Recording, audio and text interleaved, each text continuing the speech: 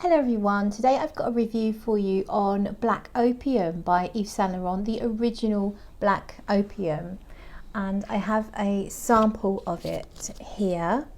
So I've been testing it today. I'm going to do another little spray here, but today's review is a little bit different. I'm trying something new, so I have actually got a story for you. Let me know if you like this or not. If you hate it, let me know.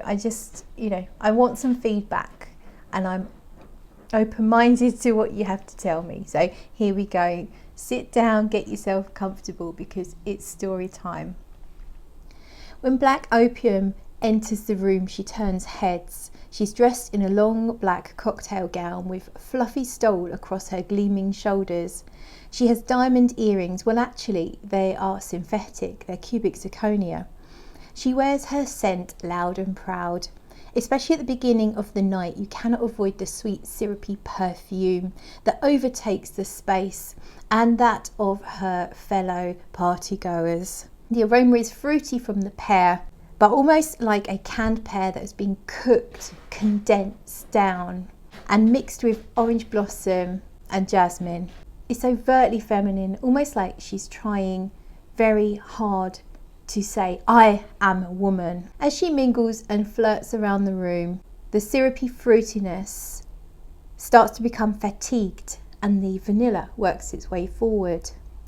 There's a touch of powderiness, but at the same time still that fruitiness, so it's a mixture of moist and dry. Black Opium is on a mission tonight. She is under pressure from her family to find a rich husband. She heard that a very eligible bachelor, Mr. Egoist, would be attending the soiree this evening. She scans the room for the handsome Mr. Egoist, who she feels would be her perfect match, as they are both spicy, sweet, bold and exciting. Egoist is nowhere to be found and she feels disheartened, so she begins to mellow, to allow herself to be less effervescent. She stops trying so hard. Her megawatt smile with her perfect teeth is allowed to relax. She sips an espresso martini and decides to just be herself. She kicks off her shoes and has a dance. Her fellow partiers begin to realise what a warm and fun person she really is. So they dance along with her. Black Opium is smiling genuinely now, warmly. Her scent has become one of comfort. Her new friends actually find the scent quite delicious and cosy, and they realised they misjudged Black Opium. She is not the bold, fake personality they initially judged.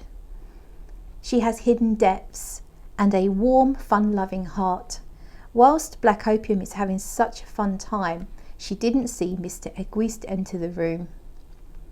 He is dressed impeccably in a navy blue suit with a crisp white shirt.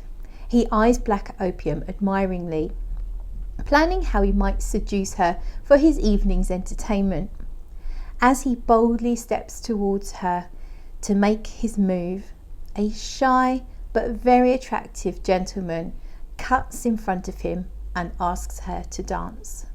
If you want to finish the story off, please do so in the comments below. Let me know how you think it should end. But that's my little story based on the way Black Opium smelt to me, and also my initial impressions followed by how I actually really came around to it once I gave it a chance. So I have written some notes in a more normal manner for a review. In actual fact, let me show you my notebook. It's my scent of the day notebook, and I actually created this myself on Amazon. So if you like it, you can buy it. You can support me if you want by buying one. And inside I have spaces for the date, the weather of the day, scent of the day, the perfumer, release date, and and the listed notes, and then more notes. So it's quite good for recording your scent of the day if you like to make notes on it like I do. So in my notebook here, the release date is 2014. Perfumeurs, we've got 4: Nathalie Lawson, Marie Salamagne, Olivier Cresp and Henri Blanc. And the listed notes are pear, pink pepper, orange blossom, coffee, jasmine, bitter almond, licorice, vanilla, patchouli, cedar and cashmere wood. my notes, I've said that it opens almost coconutty, but it makes me think of the outside shell of a coconut. Also reminds me of, oh, it's Versace Crystal Noir. It reminds me a little bit of Versace Crystal Noir. I'm not saying it's the same at all, but it has some similar elements to it. I find it quite fruity in a very synthetic way in the opening, very rich, condensed, syrupy fruitiness in the opening, but you can smell an underlying woodsiness which adds a touch of dryness to it and kind of calms that sweetness down a little bit. You've got white flowers mixture, so you've got jasmine and orange blossom. To me it smells more jasmine-y to start with, and then I feel like the orange blossom comes in a little heavier later on, but it never really smells orangey. You don't get the full-on orange blossom like you do in other fragrances like Classique from Jean Paul Gaultier, or Love Don't Be Shy, or even Oriana. It's not as orangey, orange blossom as those. I don't get a lot of coffee, just a tiny hint sometimes if I'm really looking for it, and I feel like it's a very abstract note and it's really not a photorealistic coffee note at all. As it dries down, it gets much more vanilla-y, a little musky, powdery, which I really like, and that fruity syrupiness just gently subsides. But it holds on to the floralness, which I really like. And it also kind of reminds me in places of Hypnotic Poison, and I've written Play-Doh down here because it's giving me that kind of almondy Play-Doh like scent, a vanillic almond Play-Doh scent of childhood, but just a little bit. And then as far as it goes, it just gently fades away, remaining floral, vanilla, powdery, just a tiny hint left of that fruitiness into the dry down.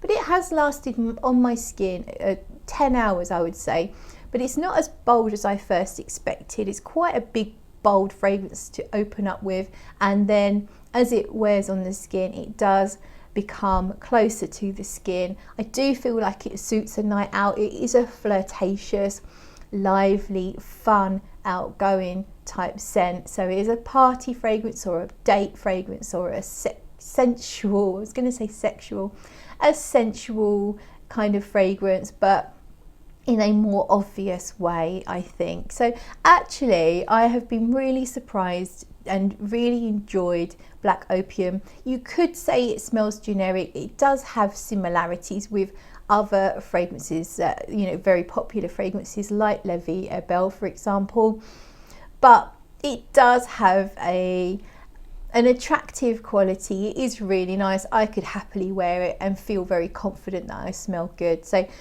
Black Opium, this is the original Black Opium, not opium in the red bottle, but the Black Opium in the black glittery bottle, but it's not any of the flankers, it's the original eau de parfum we're talking about. So that's it then. Thank you so much for watching. I will post a link to my scent of the day book. I think it's pretty much available worldwide, so if you are interested, you can have a look on the link that I'm going to post below. But thank you so much for watching, and I'll see you in another video.